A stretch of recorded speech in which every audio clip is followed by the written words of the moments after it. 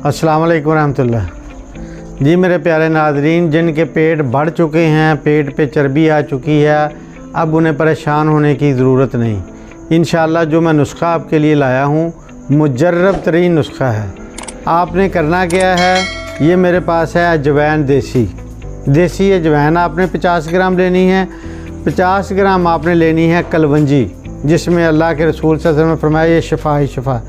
ये है मेथी दाना, एक होते हैं मेथरे, आपने मेथरे नहीं लेने, वो बड़े होते हैं। ये आपने बारीक लेनी है, मेथी दाना जैसे कहते हैं, मेथी दाना।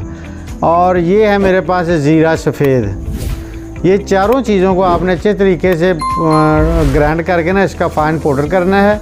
और सुबह नाश्ते से पहले आपने क्या करना है, आधा चम्मच इस मेडिसिन का, इस दवाई का ना आपने 1.5 कप पानी में डाल के अच्छे तरीके से उसका जोहर निकालना। जब 1 कप पानी का बाकी रह जाए तो आपने 1 लीमू निचोड़ के ना उसमें तो बिल्कुल प्यार से मोहब्बत से पीना है। इंशाल्लाह 1 माह इस्तेमाल करें, फिर देखना आपका पेट किधर जाता है। चर्बी भी ख़त्म हो जाएगी इंशाल्लाह, पेट बिल्कुल साथ लग जाएगा इंशाल्लाह।